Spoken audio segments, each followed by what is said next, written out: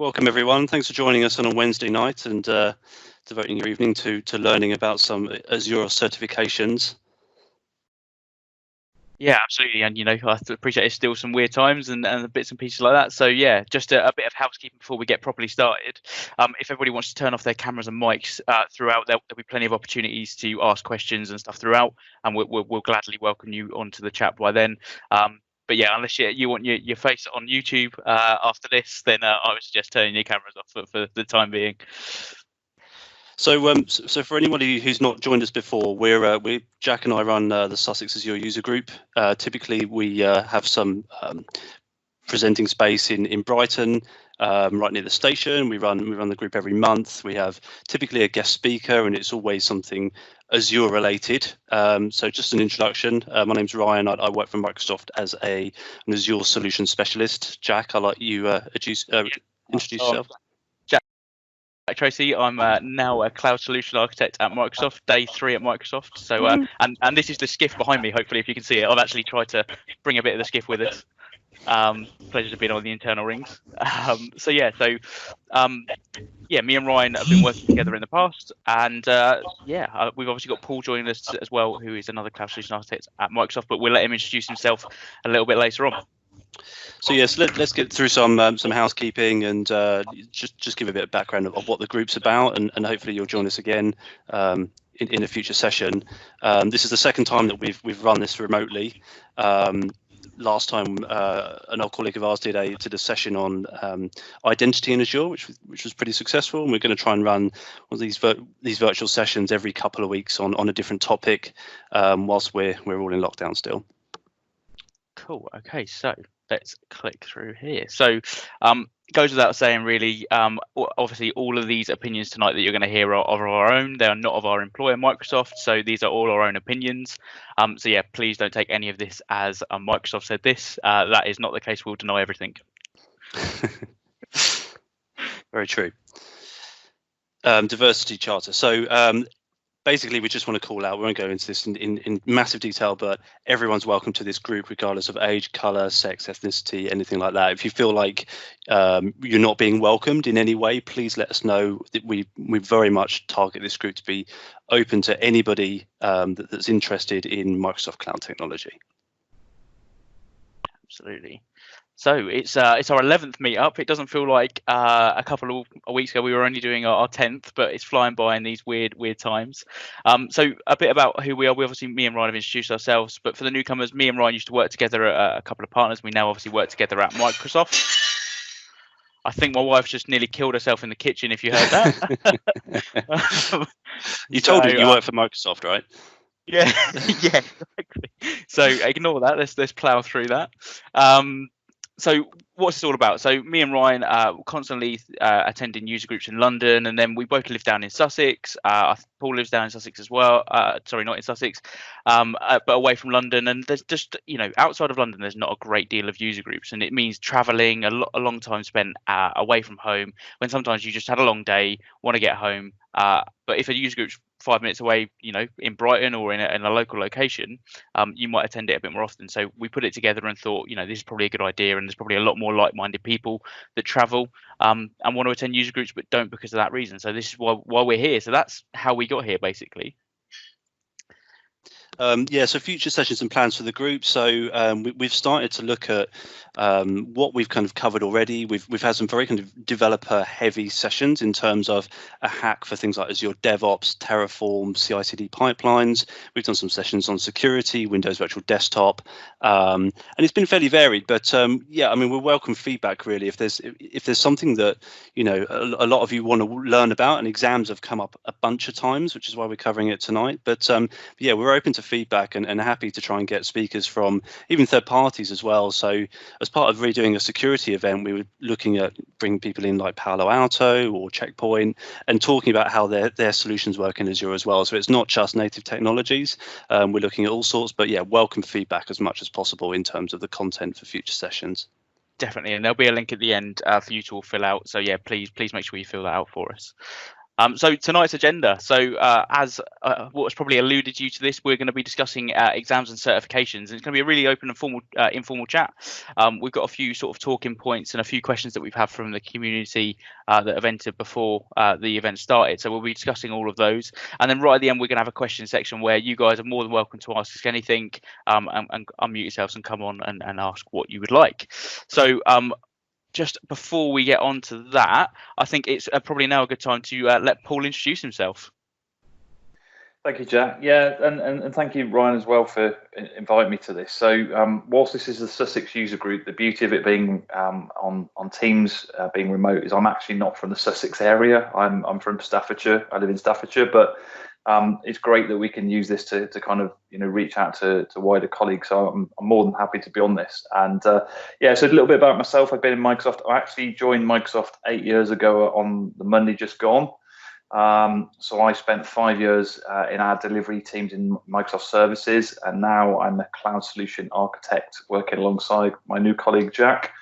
And I've worked with Ryan since day one. He joined as well, and I do attend our Midlands user group as well quite frequently. So, and I did speak about some training and certification at the end of one of the sessions there, based on I'd just taken an exam at that point, and that came about. I think Ryan, you asked me to kind of elaborate on that and help kind of set the scene for the Sussex team. So it's not just going to be me talking, but I'm more than happy to chip in, and they've got some great content for the night. So I'm looking forward to it. Great, thanks, Paul. And yeah, I mean, a lot of us will have taken exams. We will have passed them, failed them. We will have taken them for different reasons, and we just wanted to really put this session together to share our experiences. We're not by any means gurus in this, but we've got experience in taking Microsoft exams in different forms, and we hope that some of the experiences that we've learned can help you in certifying yourself as well. Yeah, if it's anything like our prep call we had last week, just chatting, we were discussing it there and then, and we're like, we need to stop. This is what we want to do on the user group. So hopefully we'll get back into that flow tonight. So let's get kicked off. Hopefully you've all got your beer of choice. Pizza again is not provided. I'll bring that into shot. But make sure to come and join us in Brighton, and we'll treat you to a beer and pizza when you come down. So I think first of all, and a good place to start is why. Why do we want to take these exams? Why should you get certified? What's the benefits for you? So I think a really good starting point for us, gents, is what's the point? Certainly from my perspective, it's always been just a sort of a tick box for me in terms of I like to think I know what I talk about. I do a lot in the Azure space, but a lot of the time it's been a target for me at work. One of my PMP goals or my one-to-one goals is go and get this certification to unlock your next move or your next promotion. But what's your experiences? Why have you taken exams?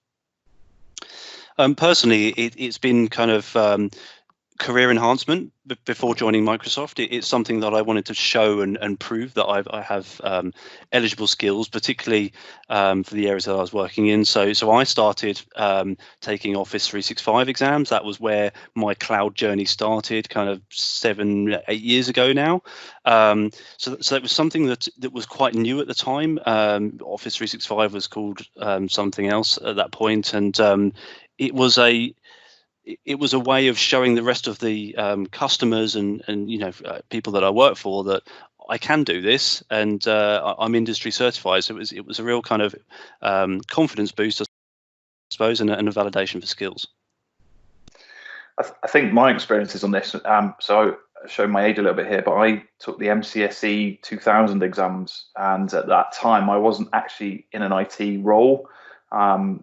So I was trying to get into IT, and I felt that taking the MCSE, 20 years ago now, wow, that's just hit me, was my gateway into IT, and it worked. And I think as I go through the years, I was in SharePoint, did a lot of SharePoint exams.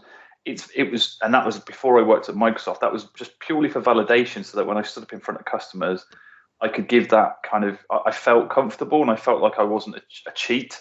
Pretending I knew something when actually I haven't really taken an exam to prove that. And I think in Microsoft, when I joined 8 years ago, there wasn't necessarily a driver to take exams like there is today. We're mandated to take them now in Microsoft. We have to take them, and rightly so.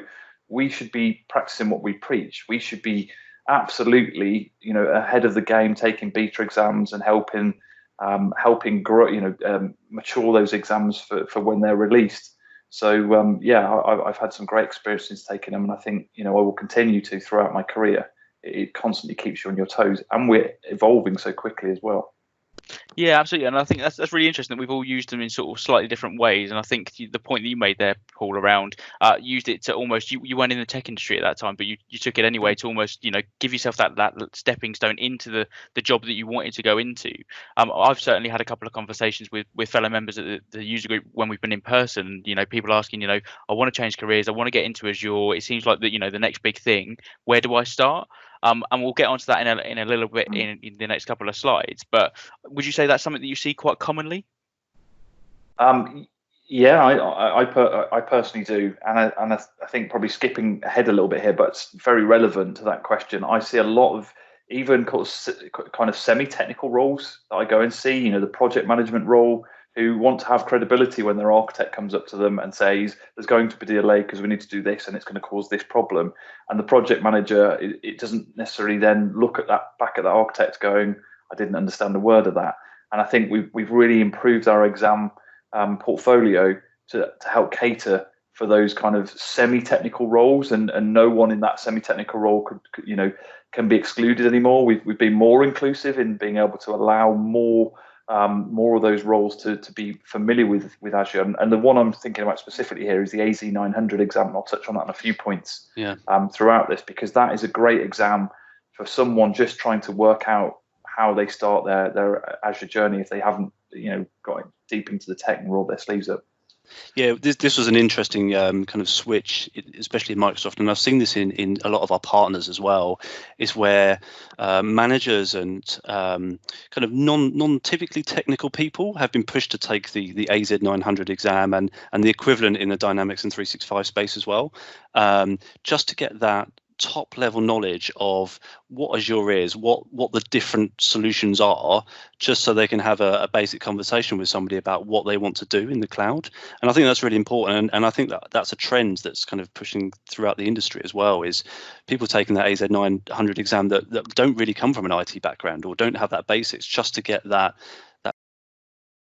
product knowledge, to be able to have a conversation with techies basically. Know what a VNet is, know what a VM scale set is, all these different terminologies which people probably have dealt with from a legacy, or heritage infrastructure perspective, but just need that translation material to be able to go, oh, that's what that means, and that's what it translates to you back on prem. Okay, yeah. I feel a little bit more confident approaching these projects. So let's move on. I think that's a good one there, and keep the questions coming in the chat. We can see those, and we'll answer them at the appropriate times. And feel free. I'm loving the fact that the community are already answering each other's questions. That's exactly what this is all about, so keep that going. So we touched on this a few times, and what do you choose, where do you start? And I think we all agree the 900, whether that's the AZ or the MS 900, a great place to start, whether you're looking at Azure or whether you're looking at Office 365 and the Microsoft 365 stack. What's been your experience? I think my personal preference, if somebody comes to me and goes, I want to be an Azure solutions architect, or I want to get into a deep technical Azure role, I think that the path that I suggest a lot of people go on is AZ900 first. If you're completely new to the game, if you've been working with it and you've got a bit of experience and you've got a bit of hands-on, I'd probably say you could do the 900 as a bit of a confidence booster and get yourself sort of, yes, I know what I'm talking about and I can move on. Then it's definitely the 103 or the 104 as it is now, the administrator exam. Mm-hmm. And then I tell people to go and do the 500, which is the security focused exam, and then move into those solution architectures, so 300, 301s. I don't know, what's your take on that, gents? It's interesting actually, because I'm surprised that you said 500, but actually, I didn't take that path. I took 300 and 301 to begin with, because I was working in an architecture role at the time, and then took some of the other ones, the security one, to kind of gain a bit more experience on the security specific technologies. But I agree with you, Jack. I think fundamentals to give you that grounding knowledge.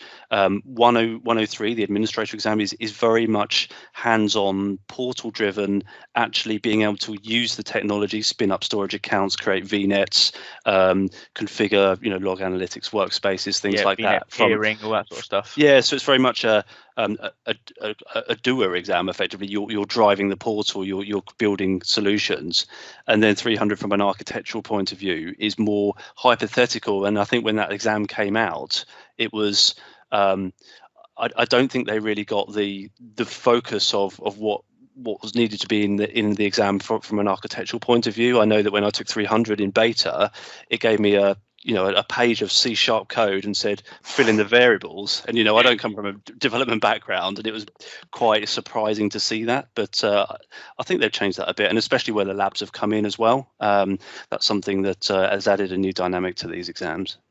What about you, Paul? Yeah, I think, Ryan, going back to your point on that C# code, I remember taking that beta exam for 300 series. I think I took the 302 because I had the bridging exam from 535. Same as me. And I think I had about 6 questions on C#, and I'm not a coder. I'm not a dev guy, and I was kind of like, wow, I don't know any of this, and you bluff your way through them. And I think there was, going back to the being part of the ecosystem for the learning, because we were beta takers, we fed back. And I think learning heard, as Ryan was alluding to, is the exams matured and they extracted a lot of that C# code out of the solutions architect exam, because they realized that wasn't the right platform to be asking those questions. There is also something in the learnings that I've heard, and this is kind of what I understand, is if many people get the question wrong who take the exam, that's flagged back into the learning team, and they will try and understand if that question is relevant, or it's too hard, or it's not the right context, and that kind of feeds into the scoring that may happen in the exam as well. So there may be a lower weighting on that question because it's not as relevant to the curriculum that you're learning for that exam. So I guess a little bit of an exam tip there is, if you come across a question that you think is completely out of the ordinary, that isn't to do with what you've been learning, have a little bit of if you're panicking and thinking, oh no, I'm going to get this wrong, maybe kind of reflect on what I've said there and think, well, actually, it might not be weighted that highly. So therefore, if I get it wrong, not a big deal. Let's refocus when the next question comes along, and then you'll get back on track. And hopefully that should be something more familiar to you. But Jack, just to your point though, on the 100 and the 300 series or the 200 series, I guess you kind of said I send them down this path, and I think for me, I learn the individual who I'm talking to and say, well, okay, what are you trying to achieve? Where's your end goal, in the cloud journey? And then sort of say, well, if you're more holistic and you want to be more architecturally focused, then let's focus on the 300 series. If you want to do hands-on, creating ARM templates and deployments, then focus on the 100 series exams.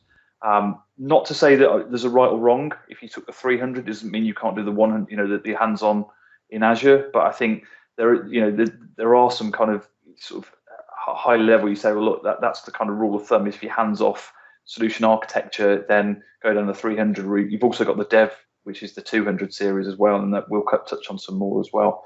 I just want to bring up one other point as well, Jack. Sorry to hijack the kind of slide here, but again, I think, go for it.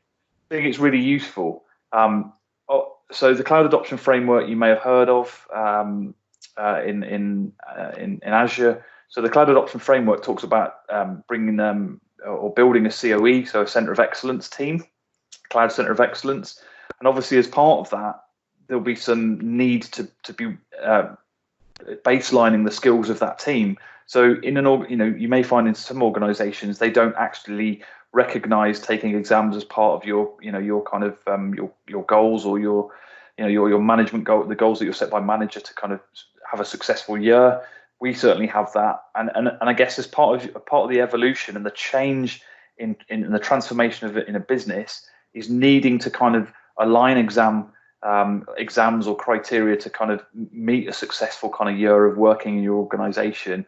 And as part of those COE scenarios, you'd want to start seeing that formalized. So in your HR, reviews, your manager reviews, that you can say, I've met this goal of taking this exam, and therefore that's helping the company skills grow and you as an individual as well. So I think the CAF cloud adoption framework, albeit it's one of it covers such a multitude of things. From a skills thing, that's part of the CAF as well, is taking individuals on a journey in an organization to deliver quality outcomes and solutions for the end customer.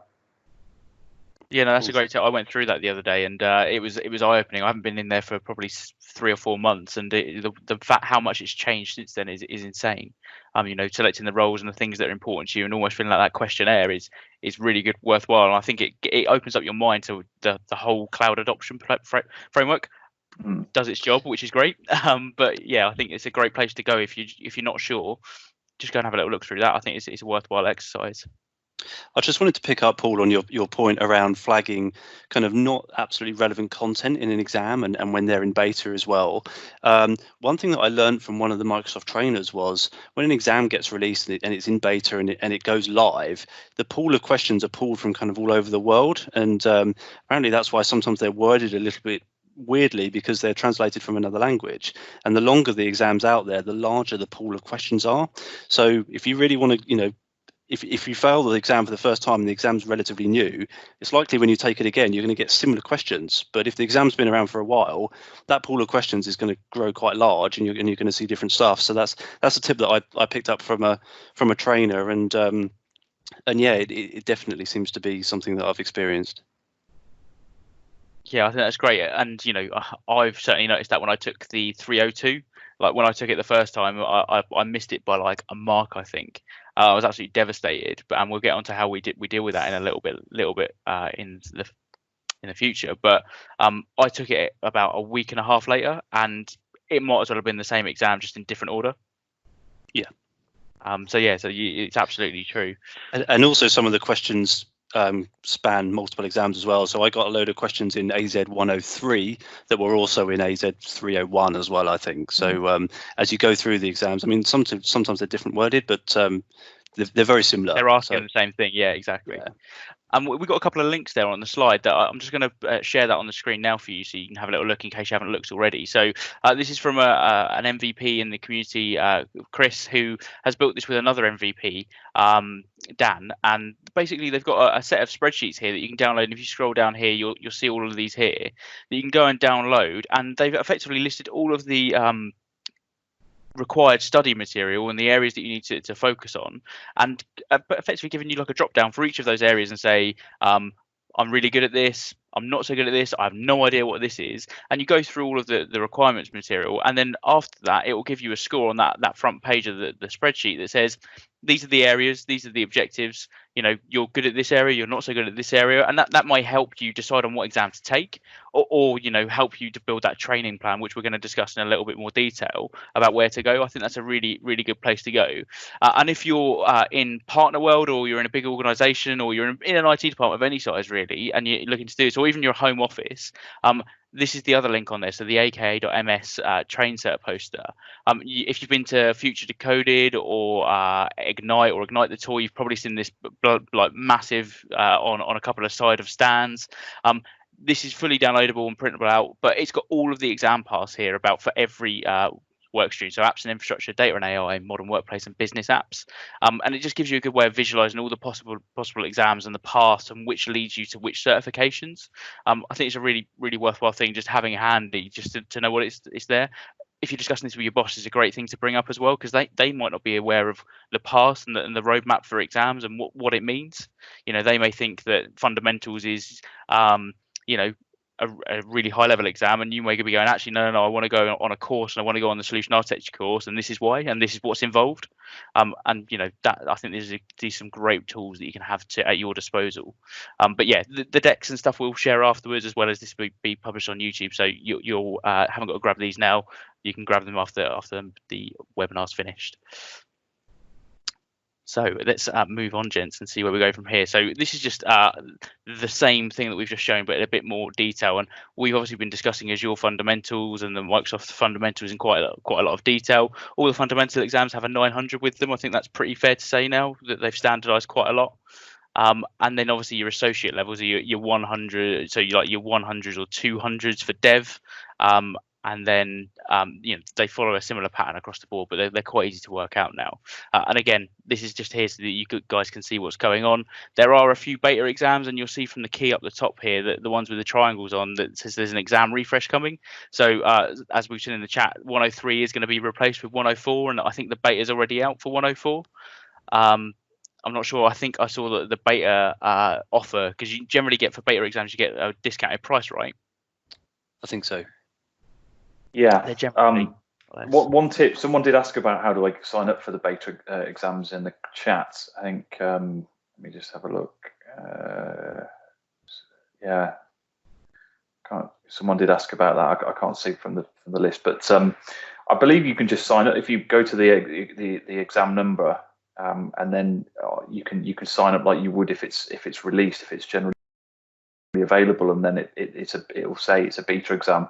Just to share an experience on that, which I had with the 302 exam when it was in beta, I waited until it was generally available, and what I found was I still wasn't given my mark even when it went generally available, and it was quite frustrating because I took it and waited 3 months to find out if I'd passed. Wow. And that was, and at that point, obviously, in Microsoft you have these kind of criteria you need to meet, and then it was like, well, if I've eaten 3 months of my year up and then I need to go and study for it again, I've lost 3 months. Luckily I passed, but I guess one of the things was that colleagues went and took it on the first day it come out as generally available and had their marks there and then, and I was like, well, they know they've passed and I still don't know.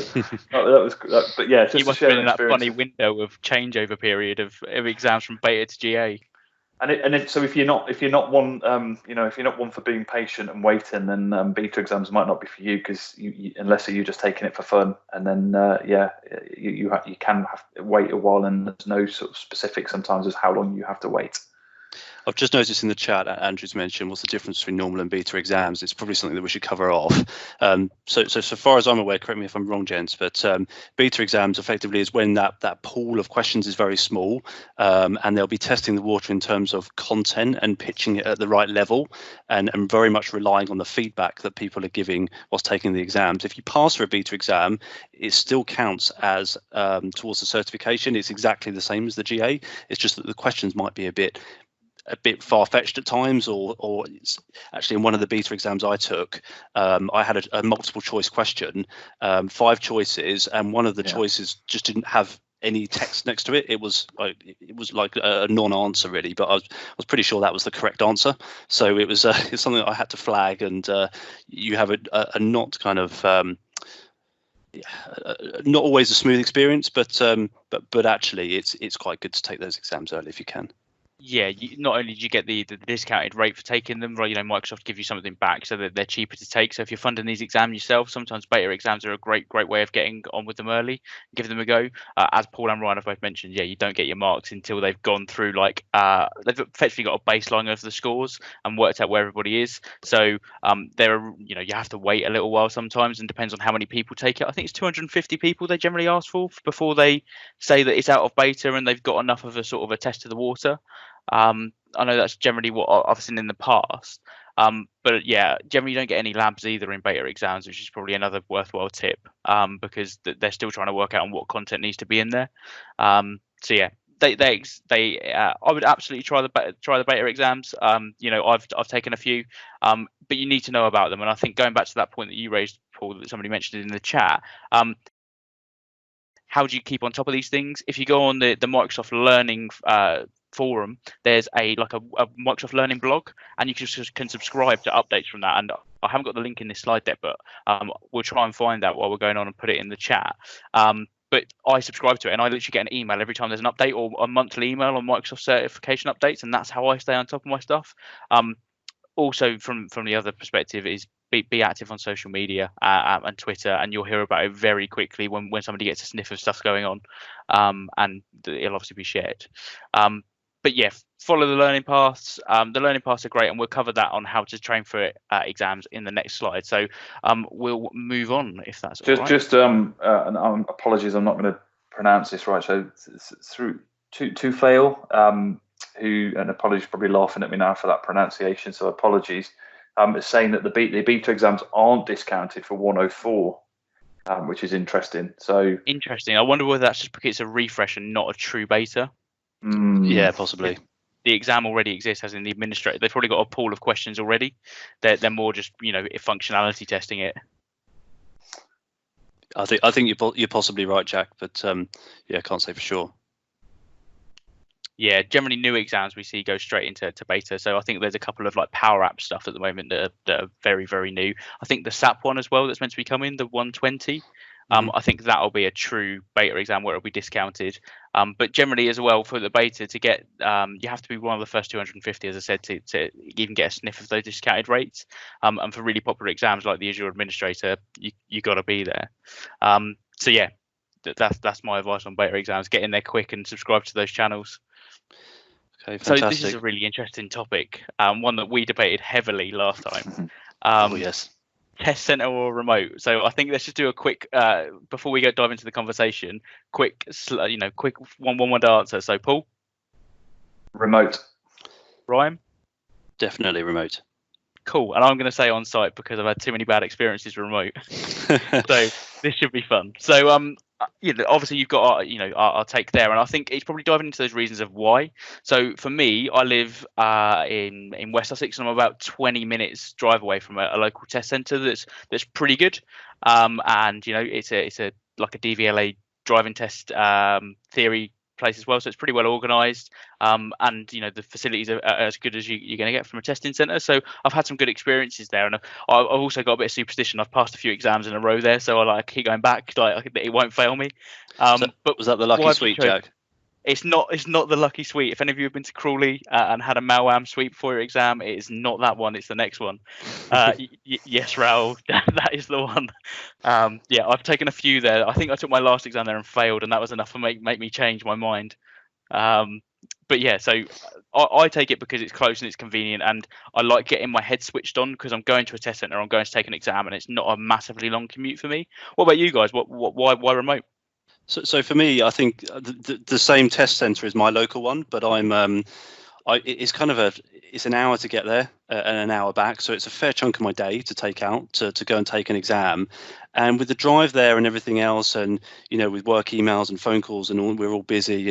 It kind of raises my anxiety. I'm getting in there. It feels like I'm kind of gone back to school in a way, and I don't know. It just really puts me on edge. And I think I had a bad experience there where the exam crashed halfway through. I lost all the progress. Had to start again from scratch, which kind of makes you stressed out. So in your comfort of your own home, if you've got the space to do it, I found that I'm a lot more relaxed, and I've had more success in passing exams being at home just because I can get in the right headspace. And now that's not going to be the same for everybody, but personally, that's what I've experienced. I've had some weird experiences with the whole proctoring stuff where if you haven't taken one, effectively they watch you on your webcam continuously. They make you send pictures of your exam space, make sure you've not got your phone or any way of cheating the exam, and they're actually got quite vigilant in this. The last exam I took, they asked me to take my glasses off and turn them around and show the camera in case I was wearing some crazy Google Glass HoloLens type device that was allowing me to cheat. So they're quite on it. And halfway through the exam, if you raise your hand to your face, they say you need to take your face away, your hand away. So they're quite strict, but as long as you know what they're going to ask, and you've done it the first time, it's not too bad. I had to unplug any additional monitors that I had and then show on the webcam that I'd unplugged the monitor, so I only had one screen going. I had a weird experience in the previous house I used to live in where I had a conservatory, and it was kind of all glass, and all they could just effectively just see my garden, and they thought I was outside, and they said, no, you have to be inside, and I had to explain all of that stuff. So that was a weird thing that came up. But yeah, it was okay once you know what you're getting into. My advice is go for it, so long as you can be in a quiet space and you can clear the decks of any way of them potentially picking up on content or whatever that shouldn't be on your desk.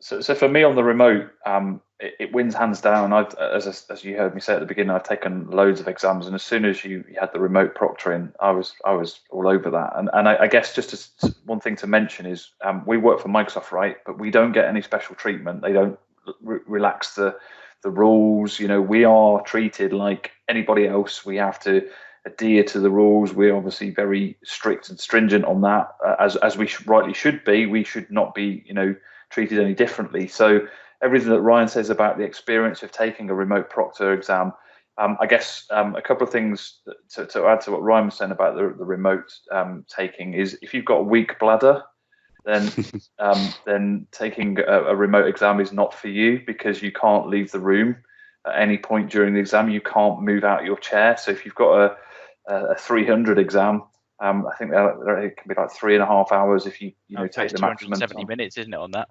Yeah, it's crazy. So that's the first thing, is you really need to make sure that you're ready to start the exam, and you're confident that you don't drink too much tea or water beforehand. And also, one other thing was, I remember, as I was setting up for my first remote one, I kind of just grabbed my tea as I just kind of picked up my mug, and the guy said, "What are you doing?" I said, "Oh, I'm just taking a drink." He said, "You can't have a drink in your room," and I was like, "What?" And he said, I said, "It's tea." And he said, no drinks at all. I said, "Not even water?" "No, nothing." So if you've got a 4-hour exam, you can't drink anything for 4 hours. So by the end of it, you're probably feeling a little bit dehydrated as well.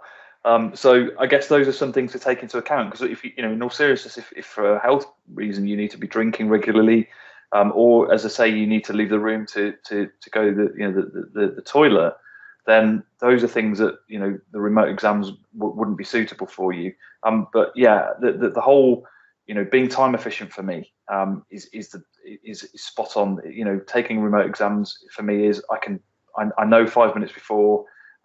That's all it takes me to start the exam, and I've gained an hour each side of going to a test centre and getting in the car, and that, as Ryan said, that stress of am I going to hit traffic, am I going to be late, those kind of things. So for me, it's remote all the way. The only thing is they do get you to show you around the room, so you have to take photos of every corner of your room. So they want to see if you've got a camera in any of the corners of the room.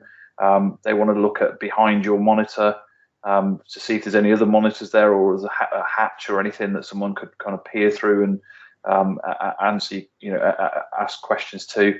You can't talk in the exam, even to yourself. I know I've caught myself kind of going, is it that one or that one? And then they phone me up and said, "Can you stop talking? Because you look like you're talking to somebody," and relaying the question. So that, if you didn't know what we just shared with you, that can be quite unnerving, especially if you're already kind of nervous with the questions that you've got in front of you. I've looked away from the screen as well. So even though I've panned around the room to show the screen, I've then looked up from my monitor when I'm thinking about the answer, and they've IM'd me and said, "Can you stop looking away from the monitor?" So again, your eyes have to be fixed to your screen for a long period of time, and that can be quite tiring on your eyes. So that's not a pleasant thing. And I remember, every time I look up now, I have to quickly look back in case they kind of go, "Oh, what are you looking at? Something like a cheat sheet on the wall," even though they've seen it. So that is another thing about remote, which is, may not suit everybody. But yeah, I still outweigh the positives on the, of being at home against all of that, and prepared with all of that. I just think it comes down to that. Like, we've had a question in the chat from Steve, and it's one reason that I've probably not taken exams. Like, I'm not in a skiff at the moment, but I've got a open plan office downstairs, and I sit right by the front door. So if the wife's going in or out or anything, and you've got any deliveries or anything like that, I can't switch off from it. I can't ignore that. It's very obvious there's something there. I also have a massive bookcase above my head, and I have all of our sort of DVD collections around. And what I've heard, I think it's really differing experiences depending on who's doing that assessment. I've certainly had some colleagues who have had to get effectively bed sheets and cover stuff up, and they've been really strict and stringent about what's in the room and what's there. So yeah, I think it really does depend. I don't think it's been a truly consistent experience from what I've heard, because from what you're saying there, Paul, in the chat, then you've had no problems with that. No, I haven't. No. So yeah, it's really interesting. I think that's one of the reasons it's put me off. I couldn't tear my house apart or a room apart to take an exam. It's definitely more relaxed in a test centre in terms of you can take a drink in. I think you can have a notepad as well to make notes. Yeah, you get a whiteboard and a pen, which I really love. And obviously, there's not the same kind of intensity of having to look at the screen all the time. From a physical perspective, you can get away from that a bit, which is nicer. But then on top of it, you've got the travel, the parking, the whole sign-in experience, which is always relatively entertaining. The pen and paper thing, that's an interesting point you raised there, Ryan. Like, I've always taken it as a given, and I've done a lot of networking exams in the past, and I need that pen and paper because I've got a subnet and I've got to work out and stuff like that, right? So I've always needed it, so I've always taken it like that. Cisco didn't offer remote at the time anyway, so it wasn't ever a choice.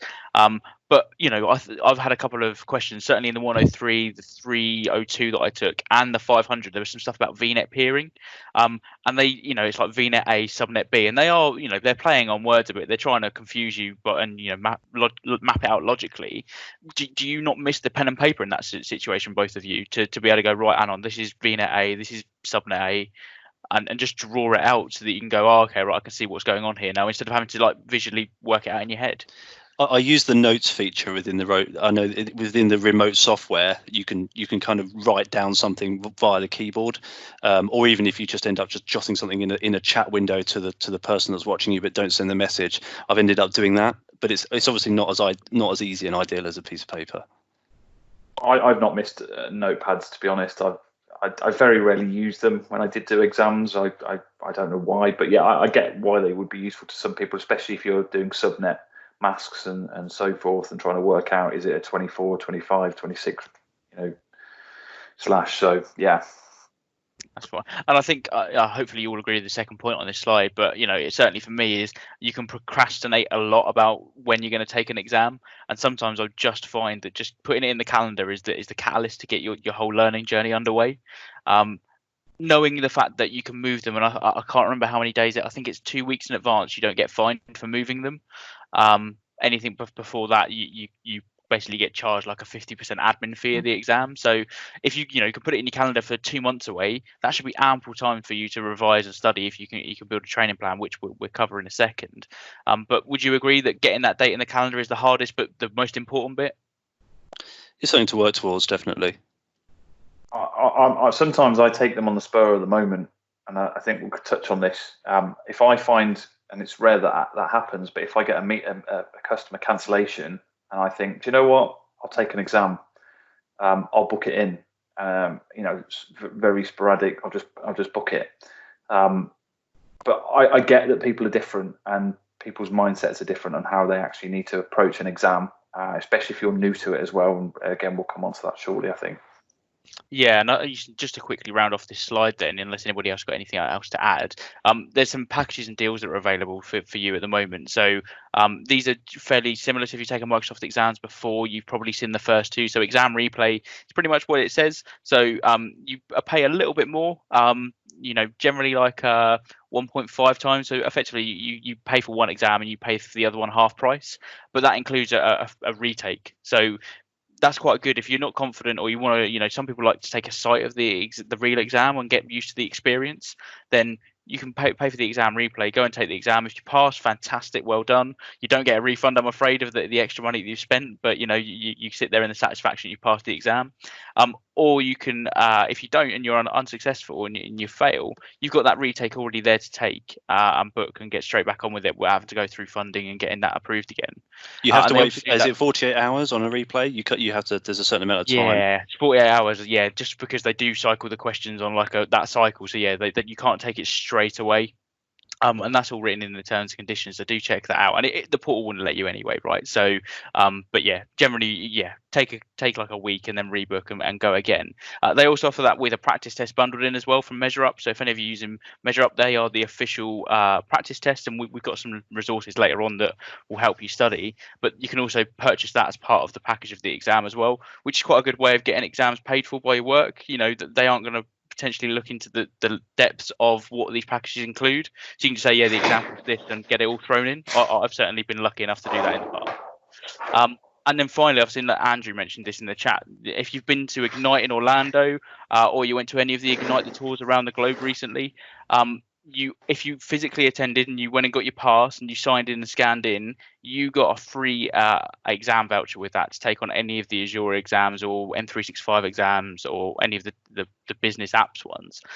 So when you log into your Pearson View account, make sure there's an option when you choose the exam that you can say drop down and I've got one of these vouchers. It'll then ask you to sign in to prove that you went to that event. So you need to log in with the same account that you signed up to your Ignite registration with.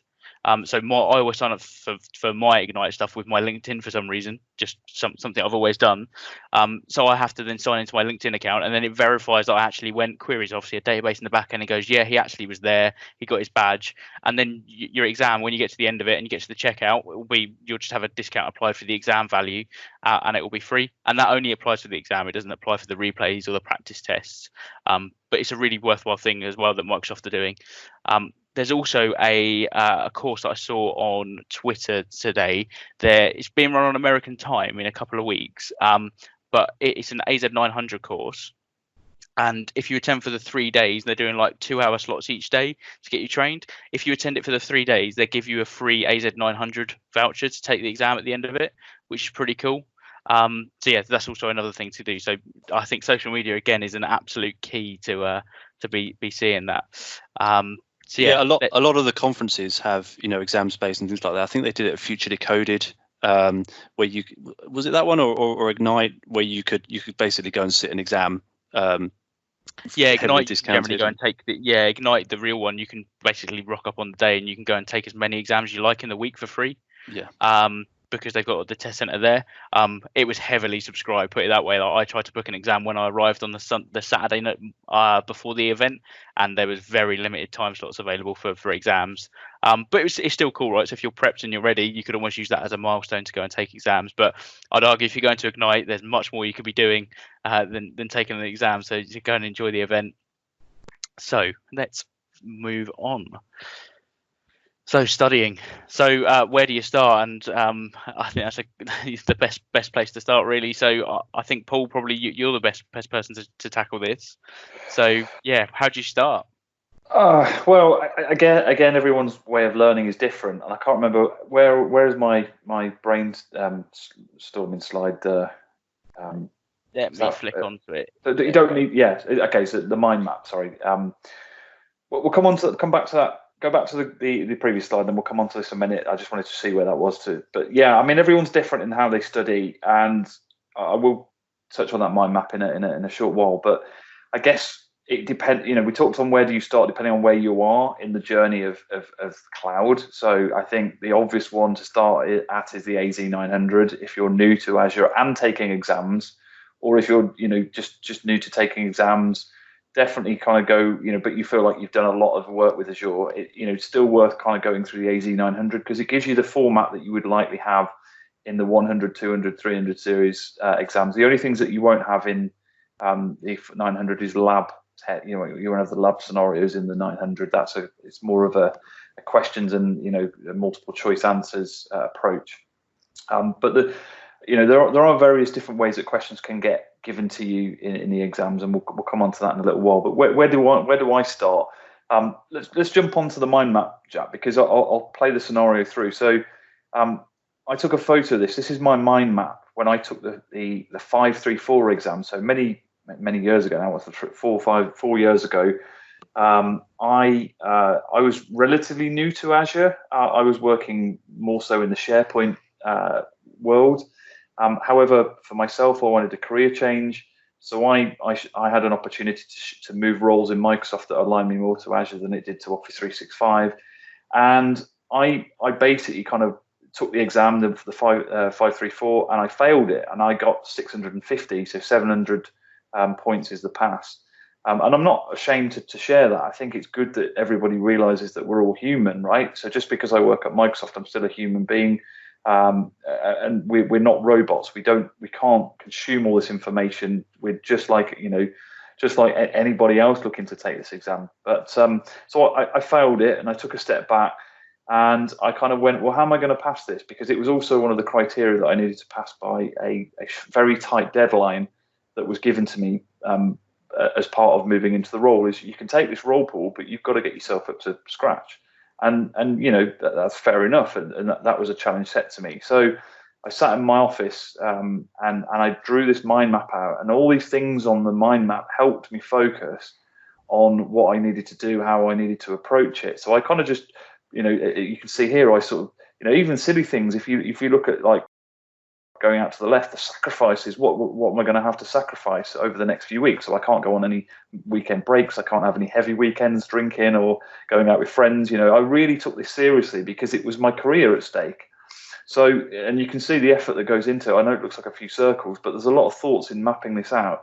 And you can see in the red, I started to look at where am I going to pluck hours out of my week to train on this, because I'm sure we're all in the same boat here. We've got a day job to do, especially at the moment, challenging with if we've got children at home because of the schools, young children, or any children who need your attention. That takes you away from being able to focus on work. So finding that time is key. So here you can see, like, I started to look at, right, okay, I'm going to dedicate Sundays, 5 to 6 hours on a Sunday. So I spent multiple weeks on a Sunday locked in my room. Studying. I am married and got kids, so it was quite hard to kind of justify locking myself away for that period of time. But I kind of explained to my wife, look, this is part of my career development, and I need to do this for financial reasons as well. There was some financial penalties if I didn't pass this exam, so there's lots of motivations for me. And then you can see like things like, when can I get hours in the week? So how many hours am I going to be away in hotels? So if I'm away for 2 nights in a hotel and I can do 3 hours a night in a hotel. Don't get me wrong, you've got to be disciplined to do this. You've got to have a real driver to do it. But these are the sort of things that I did personally to be able to focus. And also you kind of work through and go, well, how am I going to learn things? How am I going? What content am I going to consume? So you can see like offload content. Right, I've got some ebooks, podcasts. When I'm in the car. All those kind of things were coming into my head, and I was like, right, how do I plan this? What books do I need to order? What labs do I need to take? So there's lots of things that I was thinking when I was going through this. So this, for me, helped me plan for my first serious Azure exam. So you're more than welcome. That is part of the slides to kind of look at that and see if that works for you. I've played this back to, and I do train the 900. I'm not an official trainer, but I help a lot of internal, less technical, semi-technical folks at Microsoft with their journey with Azure. And I showed them this mind map of how I studied, and loads of people really like this kind of way of thinking, and just getting away from the tech and just sort of getting out on a whiteboard your thoughts of how you're going to tackle this. And no one's going to, everyone's going to be different. But this was my approach, and yeah, then there's going to be some more technical things. So if you want to jump back to the slide, Jack, and we can talk through. I mean, maybe I'll take a break and you can kind of pick up on some of these.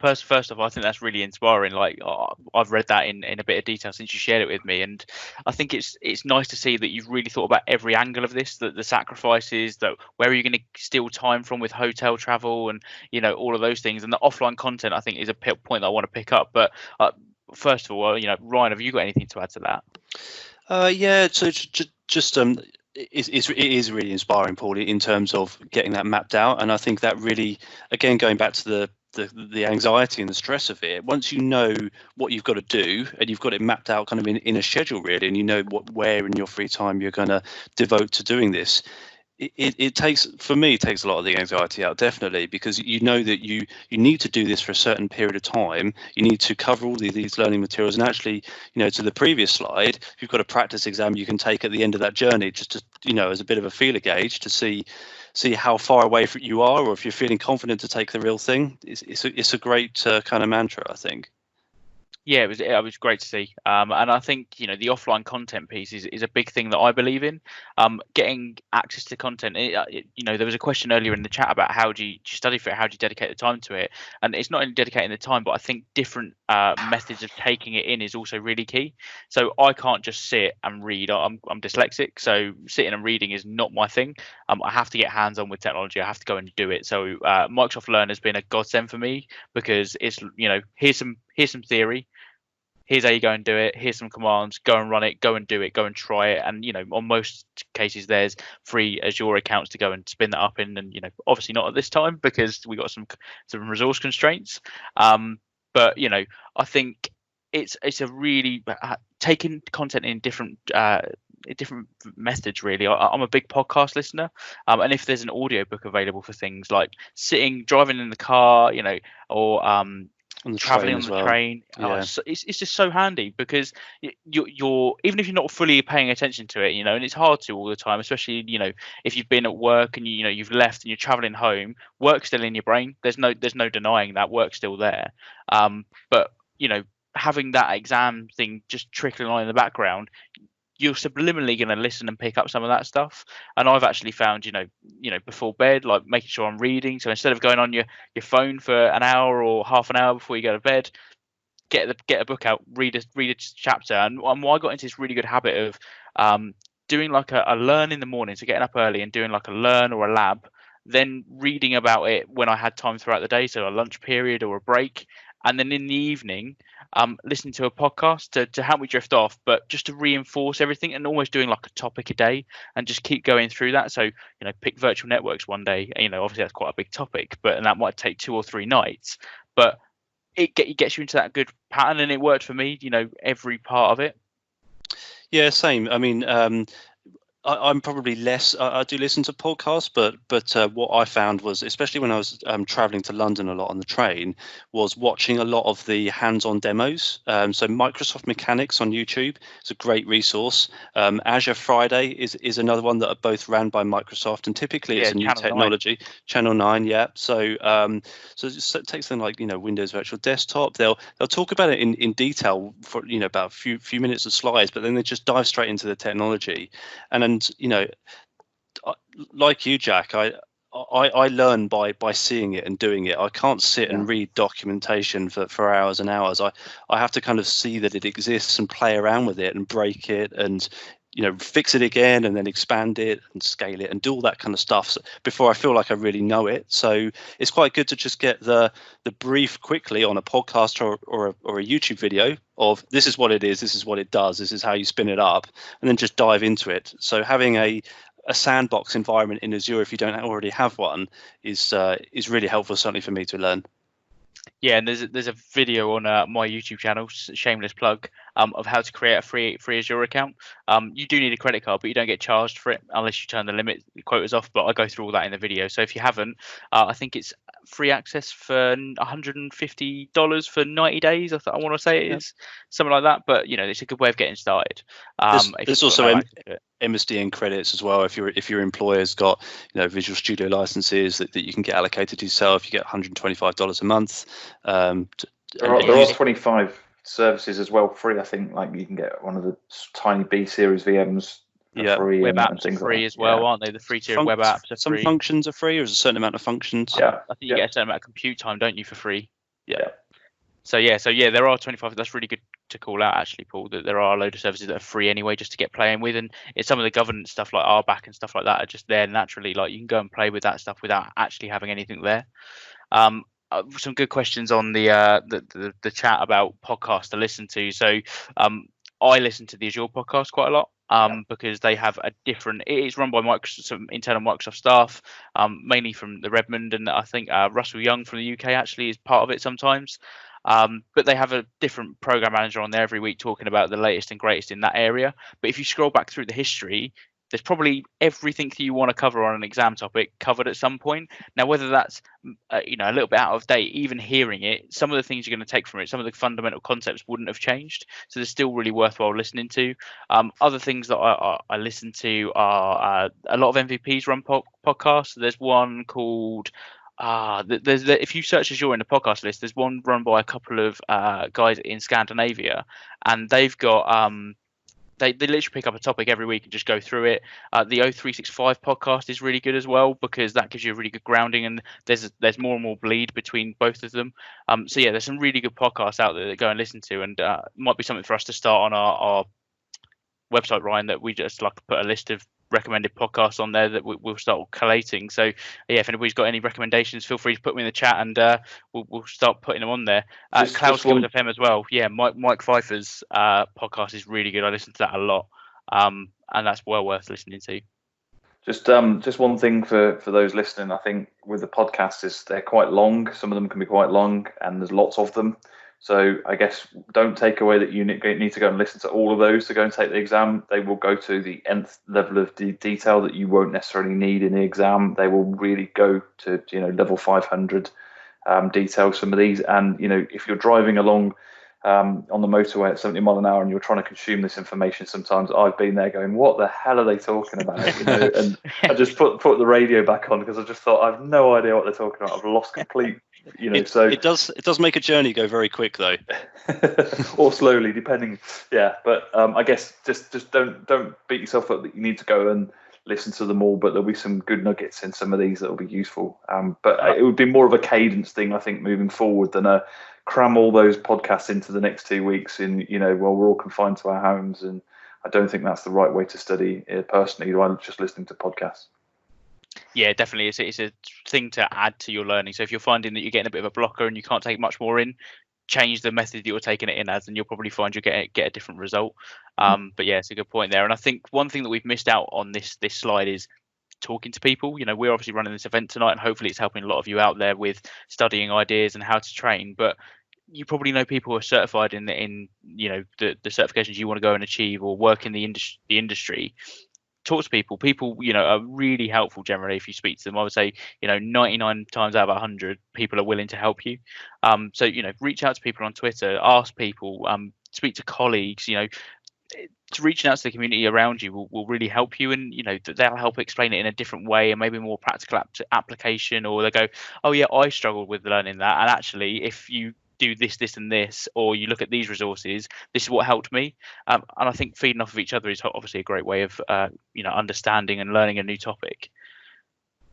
And Jack, I think the final go on. Sorry, you're going to come on to that. I was going to say that I'd say practice exams. So worth it or not. Mixed for me. I've used them sometimes when I've been really unsure and not been able to maybe take a CITR exam first. But yeah, generally I don't now. But certainly in the start of my Azure career, or any technical exam really, I was definitely taking practice exams. They were available more of towards the end of my studying journey. So once I thought I'd got everything covered and I thought I'd learned what I needed to learn to pass the exam, I'd then go and take the practice exam before I then went and sat the real exam, and almost gave me that buffer to say, actually, I'm not ready. I can push the exam out further, and I need to go and retrain on these topics. But yeah, what about you guys? So I've had the opposite really. I mean, working for Microsoft, we have the luxury of taking exams for free. So in the last couple of exams I've done, I've taken like a CITR exam without any prep at all. And if you've got a practice exam, or you've got a way of doing that easily without it being your one chance and that's it, I took an exam just to see how much I would fail it by. And actually AZ 300, being open and honest, I took it first of all without any prep. I failed it by a few marks, and I was it gives you the summary of where you didn't do so well, and it's like, okay, well, I really need to brush up on this part of the exam, put some time into it, really focused it on that, and then passed it the next time. So I've had a lot of luck in citing exams, and a couple of times I've been lucky and passed it straight off. It doesn't always work like that, but actually you can save a lot of time if you've actually got the knowledge that you didn't realise you had. So for me on practice exams, I'd say I am fully into doing no study. I do the opposite, and I just take practice exams. Again, okay. This goes to individuals' preferences. But for me, most of the time recently, and I think when you take exams a lot, you get into a bit of a rhythm. And we talk about Azure every day to our customers, so we kind of are learning every day anyway, and I appreciate that may not be the same for some people on the webinar as they're listening to this, where it might be new to them. But for me, I go and validate against practice exams, and then go, yeah, okay, and then do a couple of practice exams, and then just book in the exam, and that will be the study I do. And what I find that really helps doing it the practice exam way is that when you get a question wrong, say for Measure Up, we've got a link for Measure Up later. You can look at you can say request the answer, and then it also gives you all the links to the things you need to learn that help support why that was the right answer. And I learn by reading those links from the ones I got wrong, rather than having to relearn things that I know by going through all the curriculum. And for me, that's worked most of the time in terms of taking a couple of practice exams, then going for the exam and then passing it. Albeit when I take the exams, I think, oh my God, I should have spent more time on it. As Ryan said, I've been lucky like he has and passed some of these exams, and and I think probably a little bit of a tip for people as well. I've been 10 questions into a 50 question exam. I've thought to myself, I've got another 2 hours of this. Why am I wasting my time? I'm just going to quit. And I've done the next 40 questions and I've passed. So I think, again, when you're taking an exam, if you think you're so far in and think, I've got no chance of passing this exam, I've been where you've been and I've passed. So hopefully that gives you a bit of a glimmer of hope when you're in that exam and you feel like you're completely overwhelmed by all these questions are fired at you and you don't know the answers. Keep going, because I've been there, and there are some positives that come out of that scenario. Yeah, you'd be amazed how the brain actually remembers stuff, right? Yeah, it's surprising how much you learn by just taking the exam alone. Yeah, definitely. Cool. So let's move on, and obviously we've got Paul's mind up there, and that'll be shared in the slides afterwards. Study resources. So as we've mentioned a couple of times, Measure Up is a good place for practice exams, and it's the one that's included as part of the practice exam bundle from the Microsoft exams directly. So they are the official practice tests, but many other people provide them. So WizLabs I've used in the past, they're pretty good. There are a range of different providers who provide exams. I think, personally, what I've used off this list is Udemy, generally because it's been cheaper. So if I'm funding it myself, they're generally pretty cheap, and they're like the DFS of training courses. They've always got a sale on, so you can always. They haven't at the moment, Jack. Do they? They haven't, because they're closed.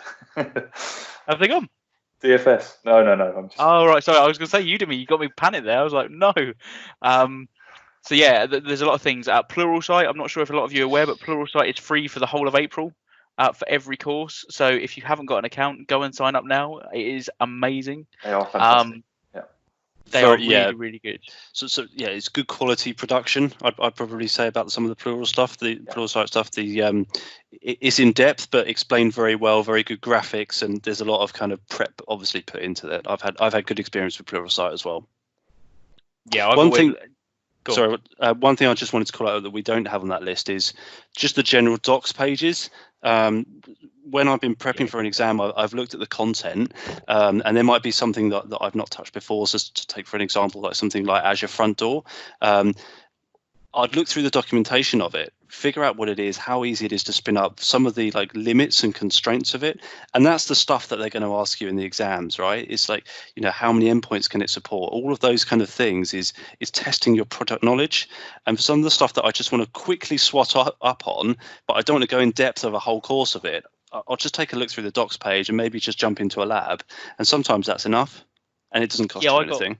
I got a really good tip from an ex-colleague. I was actually discussing it with him down at the Sussex Azure user group one of our very early events, and I think I was studying for an exam at the time, and he was like, I just read the overview page of every topic in the exam first. Yeah, and that's the way of me going, if you skip through an article really quickly, you go, okay, you probably don't need to invest a lot of time on that one because it's something you're familiar with. But if you end up going, I don't know about that, and I'm not sure about that bit either, you can start prioritizing your study patterns a little bit more. So I think that's a really great tip. Some other stuff on there as well. So like Skylines Academy is a guy called Nick Coyler. He now runs Skylines Academy, and there's some really good content on there. They're also available on Udemy as well. So you can either go for like an annual or monthly subscription with Skylines and get full access, or if you just want one particular course and test it out, Udemy is a good way to go for that. Microsoft Learn is insane. I can't say it enough. It's like one of the best things I think that's been out in the last sort of year and a half from Microsoft from the training perspective. Just the amount of content that's going on there and the quality of it is insane.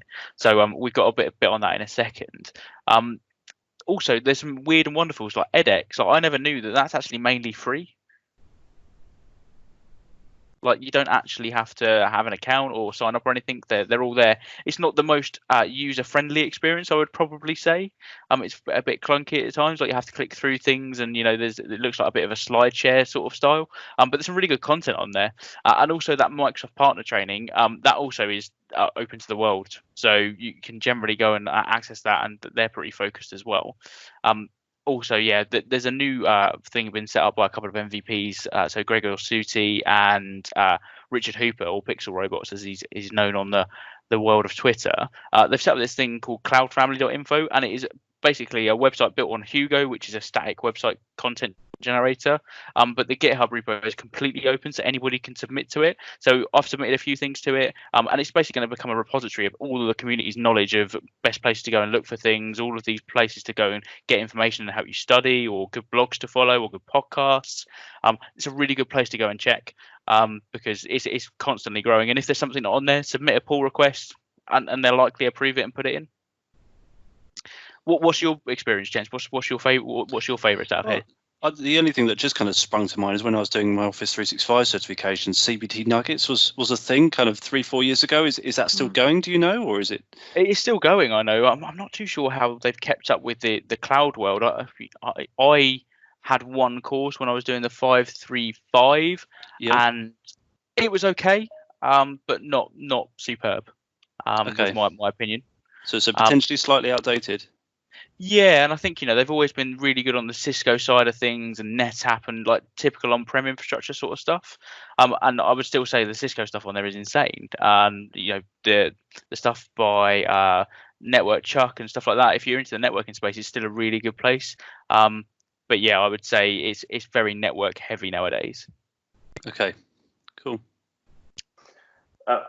Just to kind of finish on mine, I think we touched on Pluralsight has been really good. I think that, as Ryan said, the quality of content is great. You'll get some really good in-depth information on those. A measure a kind of where I go for those practice exams, although I get some feedback from other people that the measure up are a little bit challenging and they're not aligned to the actual exam, so just be careful of that. It might take you off on tangents that you think you've learned what's needed for the exam. You take a measure up and it will ask you completely random questions that aren't anything to do with that exam, so that could throw you out a little bit, and that if you're a little bit of a confidence person, then that could knock you. Taking a measure up, and my rule of thumb is if you get 70% in a measure up, then that's a strong 70% 700, so you get a strong 700 in the exam. That's not a guarantee, but that's how I found the measure ups. And I haven't personally used Udemy, but I've heard people, as Jack said, it's reasonably cheap for individuals if you're not getting that buy-in from your organization to support you on your learning journey. Then if you're doing this solo, then there's a digestible way to learn through Udemy as well. And yes, there's some great links. I guess go through them and just see what suits you. Yeah, now is an ideal time, right? Because a lot of them have got offers on because of the situation that the world's in. So yeah, it's a great time. One thing I would say with Udemy is do your homework. Like, it's anybody can upload a course. So make sure you read the reviews and stuff. You'll very quickly notice which ones are the better courses, because there'll be a lot of people on there. But yeah, just do your homework. Don't just because it sounds perfect doesn't mean it's potentially the right course. So a lot of people there, Scott Duffy's pretty good. Like, a lot of his stuff's on Udemy, and they're pretty good to go through. And we've got a question in the chat from Andrew about Pluralsight and the specific learning or training paths to take. They also have that concept of skills IQ on Pluralsight, which is also like another way of taking some sort of practice exam style questions, and it will grade you on your skills IQ and where you are against the learning paths. And they're quite well aligned to the Microsoft path, so the Azure Administrator or Solutions Architect Expert. And you can literally, if you search for Azure Administrator, they'll give you a learning path, and it will look like a lot of courses, but look at the durations of those courses. They're generally only like an hour or 2 hours in length, but they're covering a subset of the products or technology in a very condensed time. It's not covering the whole exam topic. They split courses out into different areas, so there's not just one course for the AZ 103 or 104. It's a learning path of probably 20 separate courses from Pluralsight that have been bundled together to give you that learning path. So yeah, definitely check that out. I a question about Linux Academy. I've not personally used Linux Academy. No, I saw them at Ignite, and it looked really good. I had a really cool stand. But yeah, the name would suggest it's more Linux focused, which is not something particularly covered in the Azure exams for my experience to date.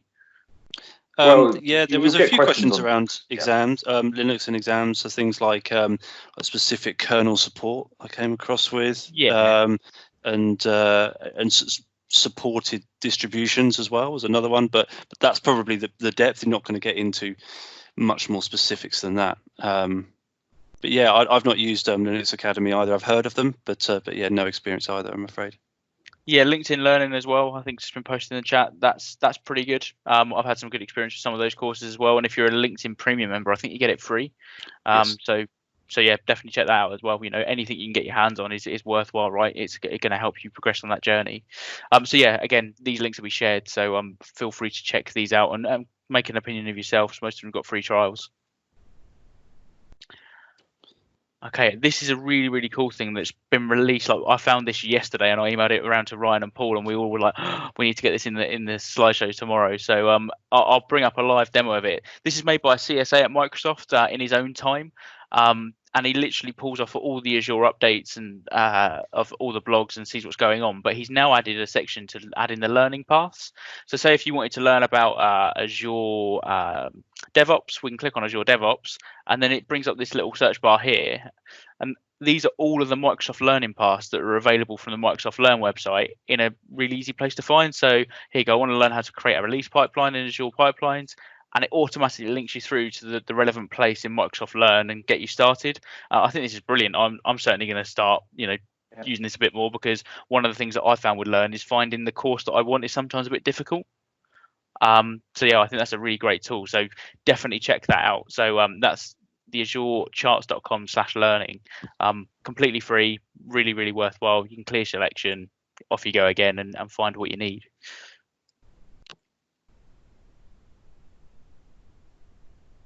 And then probably one of the most important topics. So yeah, what happens if I fail? So yeah, I'll let one of you gents take this one if you want. Yeah, I mean, this is a fairly emotional thing, right? You spend a lot of time learning. You big it up in your head, especially if you go in there with a bit of bravado and confidence and then fail. It can really hurt your confidence. And yeah, I've failed exams, and it's the hardest ones is when you fail by a couple of marks because you're so close to passing that you've got to go through that whole exam experience again to get there. But like it says in the slides, definitely treat it as a positive. As we spoke about earlier, just taking the exam in itself is a massive learning material. You know what's going to be in there next time. It will give you some feedback afterwards in terms of where you scored highly and where you need to improve. So yeah, take it on the chin, see it as a positive, and get back on the horse, so to speak. So interesting, at the last Midlands user group that I attended, I'd just taken the AZ 203. And I did that completely blind. That wasn't my plan. I did want to do some practice exams and so forth as I go through my study, and I didn't pass it. I got somewhere like 660, which is great. And I was, when I failed, I was like, wow, I didn't realise how close I was to passing, given I haven't actually done any study for it. So for me, that was actually a boost rather than I failed it. It was kind of like, actually, I needed a bit of a kick to do that study. I haven't got round to retaking it yet. But for me, it was kind of like, I benchmarked. I know where I'm at now. And I know that there was loads of things in there that I need to go and learn about that I just haven't got under the surface of. So yeah, everyone can fail. So don't feel as if, that's the end. Just pick yourself up, go again. There's a retake policy in play. I think you can take the exam 5 times in a year. And people have taken 5 attempts to pass. I know people who've done that, and they are so knowledgeable, but they just have this exam block that they just can't do it in exam. So you have to learn to take the exam as well. You do. It's not all, like, it's a really good point, Paul. It's not always product knowledge. You kind of have to figure out where they're trying to catch you out, and learn how to respond to the questions in the way that they're being asked. And get familiar, as you say, with the with those drag and drop kind of questions as well, because they're a different way of answering a question. There's different formats of giving the same answer, giving the answer, rather than put sort of a yes and a no, you have to drag it into the right place. Let's say if you're building out a command line or something like that.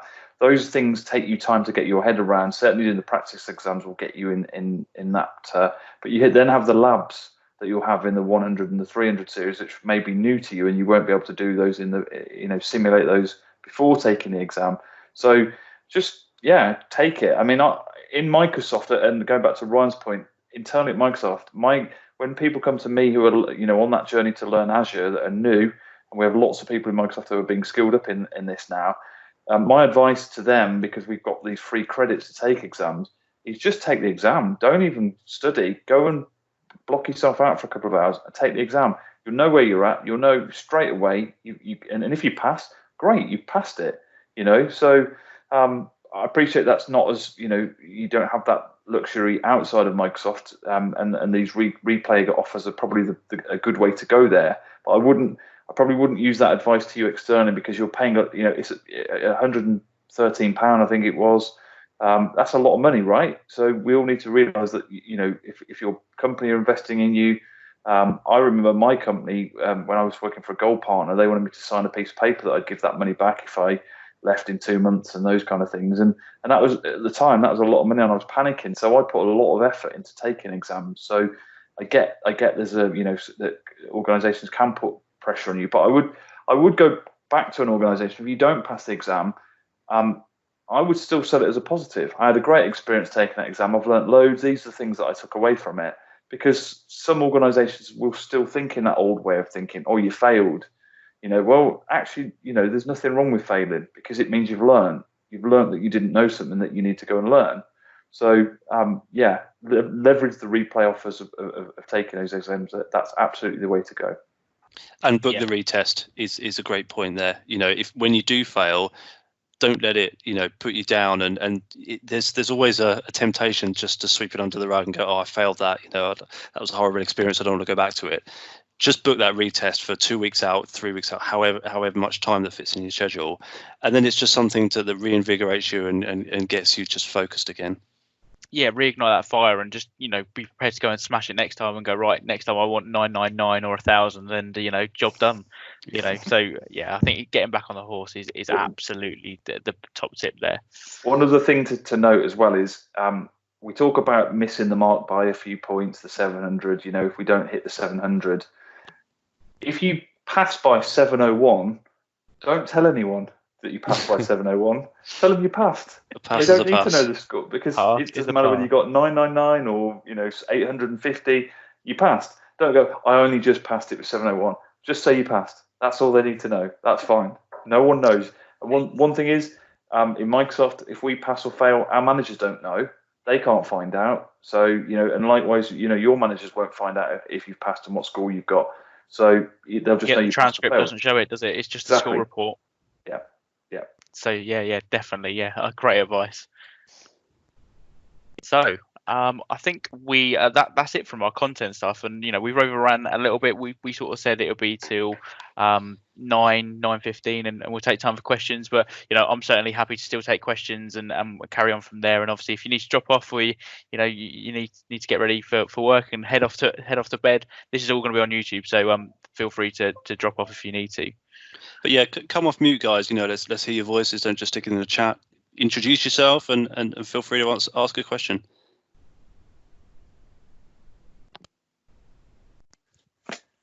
My name's Andy. Just got a question with regards to maybe a training plan on how to maybe start, because I've always studied towards my MCC, so I'm like an IT pro track, but maybe focusing more on the Microsoft 365 or Azure fundamentals. But it's just knowing where to start. It seems so big, but do it in small pieces. But where do you still start? I'll reverse that question to you, Andy, and good. Thanks for asking the question. Where do you want to end up? So, because there's lots of different exams you can take. What role? How do you feel that you're going to add value by taking an exam, and where do you want to take that? Is it to enhance your CV, or is it actually that you can do your job better in your organisation, or however you execute? What's your longer term plan, and that may kind of then help answer the middle bit for you. It's three-prong approach. I mean, I normally go to the NAUG up in Manchester, the Northern Azure user group, but one of the guys from there said, you're doing this event online, so that's why I've joined up for this one. Basically, I'm an IT pro, normally been permanent for a long time, but things changed about 10 years ago. And then all our IT jobs were outsourced, so it's a big shock. Like, it was XP and just moving to Windows 7. Windows 10 was on the boards. I saw a big change, but then everything's going cloud or hybrid cloud. So I follow the guys like Ned Pyle, Jeff Woolsey, Carmen, mainly in the server side, but then to maybe develop my skill set, to progress, to get a better job, I always learning something new. I think it's just like, I think the best way to look, I look at currently with like Autopilot, Intune, so that's like Microsoft 365, but then I look after infrastructure. So typically I also look after DevOps. So I have to know a little bit about it. So that's where, when I've been looking after the DevOps team, where I've been on a Windows 10 migration, the DevOps people they've had zero training on Windows 10. They've had zero training on Office 365. They're still in a legacy on-prem environment and mindset. So I have to think like on-prem, hybrid, or cloud or multi-cloud. So I have to wear a few hats. But for me, that's why I ask a few questions. But a couple of the Microsoft people I've met before, they've been pretty cool in saying, look, start here, but look there. But like you guys, what you've done, if you could replicate that for everywhere I've been in the last year, it would make a big difference for everyone else out there. So I think it's mainly look at where you are, look at where you're going, but have an open mindset. Don't specialize, but be a good generalist. I think like Microsoft 365 for me is good, but knowing the fundamentals of Azure, which it would give me, like, I can go sideways then. So if like move to consultant or move to, cloud more mindset, that's where I think I've done some AI courses and I've picked that up pretty well to say I've never really coded before. So it's like that mindset. That's where I'm thinking, but I might be wrong. There's so much crossover now between the three clouds, really. You're talking about Office 365 and Autopilot and Intune, but they're heavily backed by things like Azure Active Directory. Look at Power Apps. They're plugging into cognitive services and Azure storage. So no longer is it you're a modern workplace person and you just deal with collaboration and productivity. You need to kind of know that fundamentals across all the clouds now. So my advice would be, if you're comfortable with the Office 365 suite, take that Azure fundamental stuff. So at least you've got that base knowledge of Azure Active Directory, how storage works, how some of the networking works, and some of those components in Azure, because the more you start using different technologies, and you start to look at things like Logic Apps as well, where which are similar to Flow.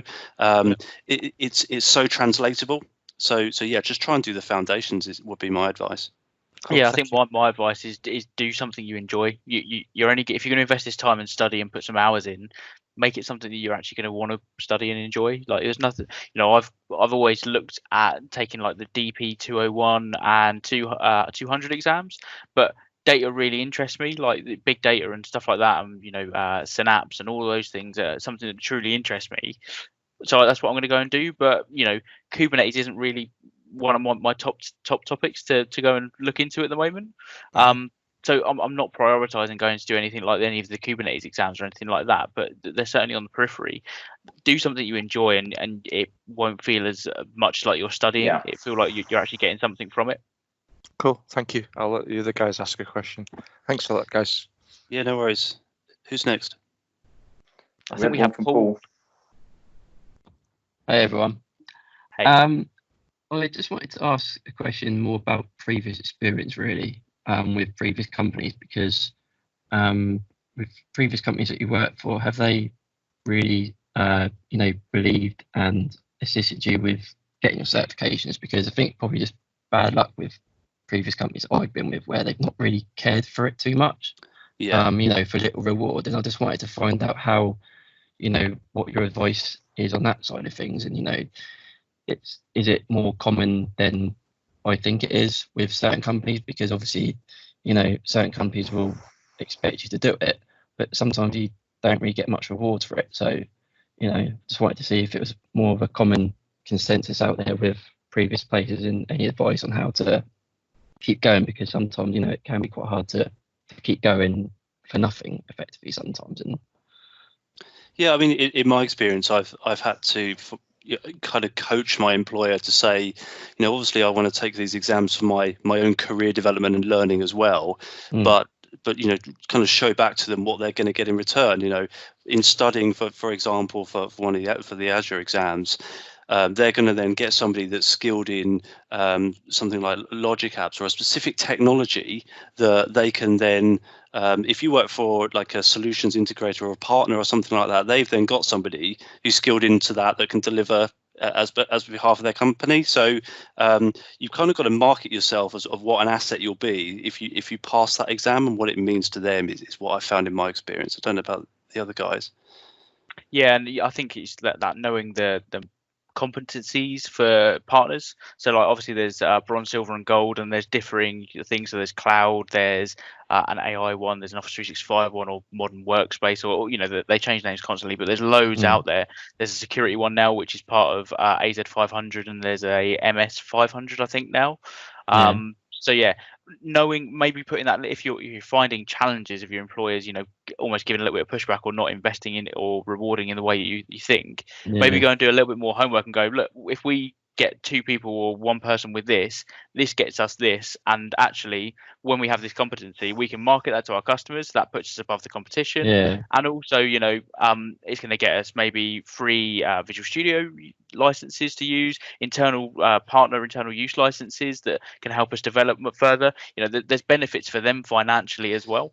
Really good. That's the ironic thing for me, is that I actually work for a Microsoft partner, and it's a startup company, but they've last year I'd done my Azure Administrator and Solution Architect exams, and it really hard, on my own time and my money.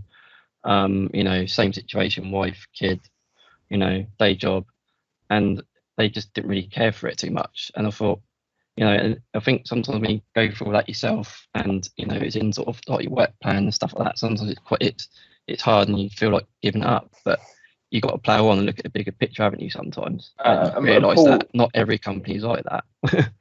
Paul, I think there is a culture thing, and I had some experiences like that before you many years ago now, as I touched on in earlier. I think you need that culture where you are recognised for constantly thriving to grow your skills, because it's an ever-changing world, right? If you go from like the old days of Exchange and SharePoint and Windows Server, they were every 3-year cycles of release, right? And you'd have this big bang, oh, look at all these new things that are coming in, this new feature, and then now it's like every day. So how can you be credible if you're not kind of keeping up with that from an exam perspective? And that would be a challenge I would have back to the partner kind of learning team there, and say, well, you can't be a credible consultant if you're not constantly sort of keeping on top of your exams. And if you're a customer, if I was in a customer shoes bringing a partner in, one of the first things I'd do is say, can you tell me the credentials of the individuals that you're sending to me? What exams have they passed? Now that to me is a big, whilst exams don't give you they're not going to be able to navigate you through every scenario that a customer will throw at you, or a scenario that you're in as a customer. If some of you are in customer scenarios, it will give you a good head start.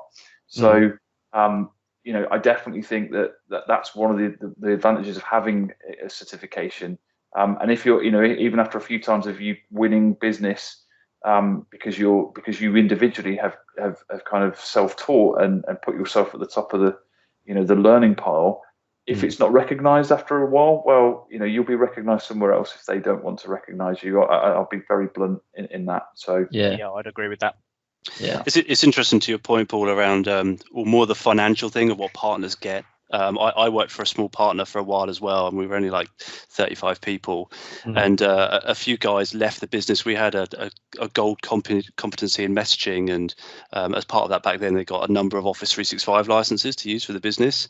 A couple of guys left the company, and actually it meant that they'd have to put their hand in their pocket to pay for, retail prize licenses, and it was cheaper for them to get us to take the exams and get certified, so they were then gold certified again, and then paying that. So if you can get them on the financial side as well as the competency side, it's a good shout.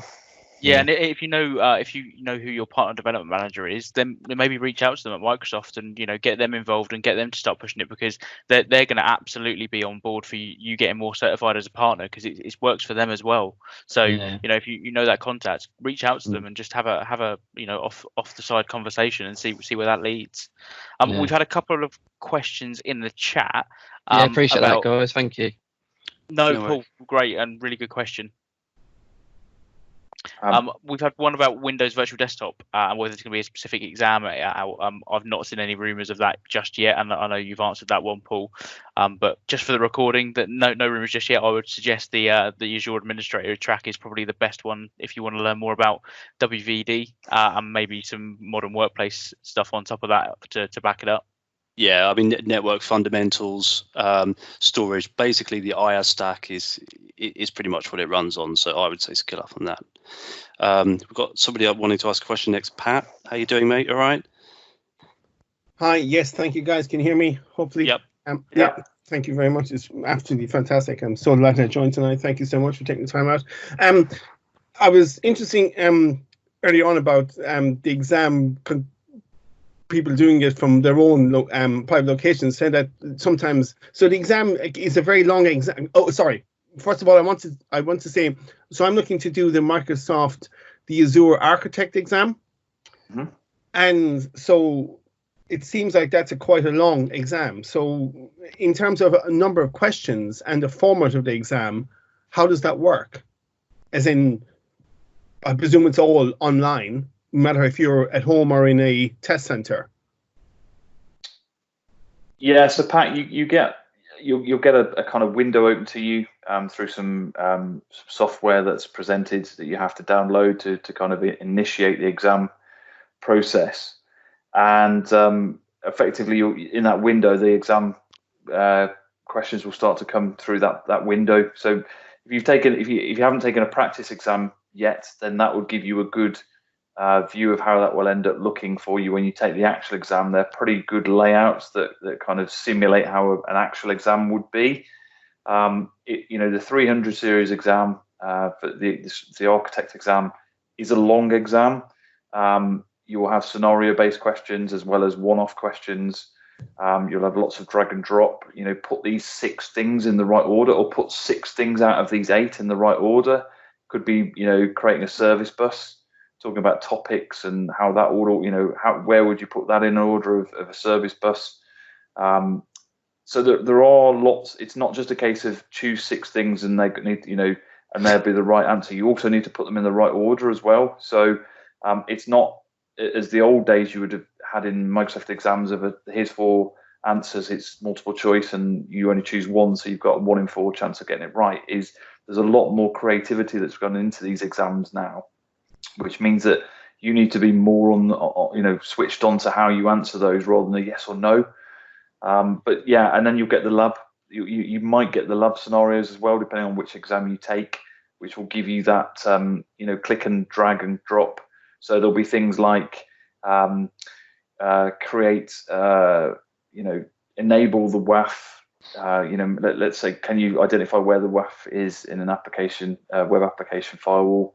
Where would you go to connect? Click that to enable it, and then you go through all these lab scenarios, and then you'll get marked on that. But that will take some time for them to check against the labs to make sure that you've answered those correctly. So it won't necessarily be a straight away thing. You might have to wait a couple of hours, and they'll process your answers. Yeah. Sorry, Pat, and just to add that, so the Azure Architect, so bear in mind there's 2 exams as well, and they're both up to 270 minutes, I think, for the total time for each of them. So, that's a long old time to be taking an exam or 2 exams. And question-wise, you're probably anywhere from sort of 45 to probably 60 odd questions. That's a good point. Yeah, so that caught me out in the last exam, because you have scenario-based questions that you can't go back on. So I went through the kind of the first 45 thinking that I'd done the exam, and then it said, oh, here's the next 15 that are scenario-based, and you can't kind of go backwards from them. So that's something to watch out for in some of these newer exams. And a lot of people were saying that you get the labs and that's the last piece, and then that's it, you're done. I've had it, and then you get to the lab and you'll be like, right, I'm done, and then all of a sudden you've got 10 more scenario based questions to answer. So to always be prepared and make sure you read, because there's nothing worse than thinking, I can't go back. So are the scenario based questions, are they more about case studies, or are they just off the bat, as in It'll be a Contoso Limited have got an office in New York and an office in Germany. They've got this infrastructure. They want to achieve this, but there'll be a load of kind of gotchas within their scenario that will try to catch you out. So they'll say, they want to deploy Azure Active Directory domain services. There'll be a functional level thing, or there'll be an IP subnet or an IP address range conflict where they're trying to, provision VPN tunnels to Azure. So it'll be all that kind of stuff in the scenario-based stuff. It's not really wordy. It's kind of a couple of paragraphs typically, but it's very much loaded to catch you out. One of the things with those scenarios that's useful to know, and here's a great tip that I got told some time ago, was when you take scenario-based, when you do the scenario-based exams, go and read the questions first, and then go back to the scenario, because the scenario can throw in lots of noise that's irrelevant. So if you go and read the questions, you might even be able to. I know that I've answered 2 questions without even reading the scenario. Would you use this to do this? And it's like, well, no, you wouldn't use that to use that. That's just daft. So you already know that before you read the scenario. So in that case, if you've got like 5 questions related to that scenario, you can tick off a couple of those and go, right, I really need to focus on those 3 now, because I need to dig into the detail of what the scenario has. But at least you know what they're looking for when you go and look at the scenario, rather than reading the scenario, having lots of things in your head, and then not knowing how you're going to get questioned on that. Yeah, it's like reading comprehension. That's exactly what I do on those questions. I literally maybe read the first paragraph, like a bit of background on the business and this is what they are. And then I literally go straight to the questions and go, right, what do I need to go and find out of this information you've provided me that's actually going to help me answer this question, and work it in that way. So that's a great tip. I mentioned, I can't remember, it was either, I actually understand, I think it's Paul or Jack were mentioning earlier about VMs and VPNs. So is there hybrid type scenarios that also come up in these scenario situations? Definitely. Very common. Yeah, solution architecture, definitely. Okay. But not knowing the lengths to like Azure Stack and stuff like that, I wouldn't say you need to know anything around those. If you can take an Azure Stack exam, it will be Azure Stack focused. But the Azure Administrator ones might need you to have an awareness of what it is, but not how to deploy, configure, or any of that stuff. They're purely public cloud focused. But they'll be asking, they want to connect to VPN, and as we use Ryan's example of overlapping IP address spaces. So they've got 192.168.0 on-prem, and they want to put 192.168.0 in Azure. Well, that can't work, because you can't stretch layer 2 between on-prem and the cloud. So you've got to have different layer 3 address spaces in both environments. So those sort of things. So having an appreciation of on-prem and the knowledge that you've probably already got from Active Directory and all those things is probably enough, I would say. But then just learning how that ties in and connects to cloud is probably is the bit that you need to understand. And just sorry, I know I'm hogging the call. I have one last question. So, but when it comes to the actual question set themselves, then, is there one? It's not a question of, oh well, one person would do it like DBAs, one person would do this way, and one person would do it that way. Not that I've anything against no. DBAs. Is it one and there is one right, and then the rest are not correct?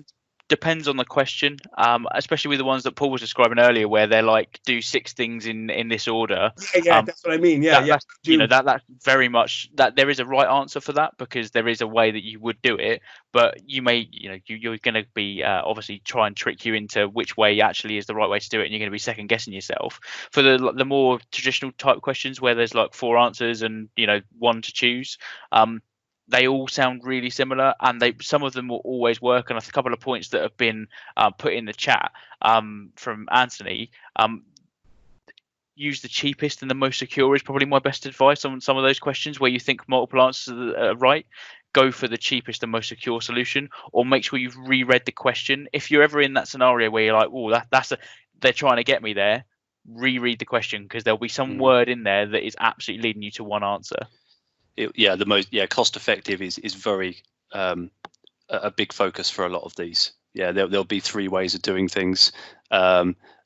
Storage is one that always comes up. So there'll be, what's the cheapest way to deploy they'll put in a word like globally resilient file system. So you have to do the most expensive way, but then there might be another one that doesn't say that, and just basically pick the cheapest. Good. Okay. Thanks, guys. Appreciate it. Thank you. No worries. Any other questions? I think we just had, well, if anybody wants to take themselves off mute, we've had some in the chat about education and obviously people self-funding. And I would say that I know there are there's some programs that you can absolutely get access to if you're an education customer for getting certified in the cloud space and Office 365. So definitely try and reach out to whoever manages that relationship with Microsoft and see what they can do there, because there's going to be some stuff available to you, I'm pretty sure.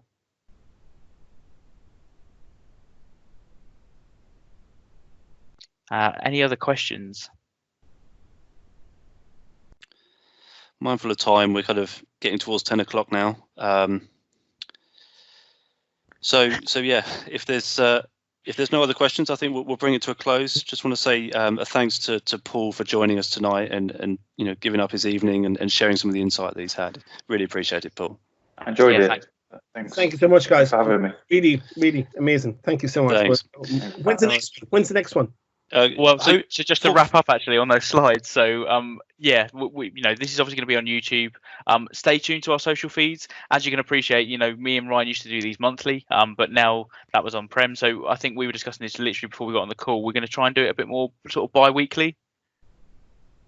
And some of our previous videos are already on YouTube. We've got a couple up there from previous speakers. One was at the Skiff. The last one was the first kind of webinar that we did. So we'll just keep uploading the content there if you can't make it live.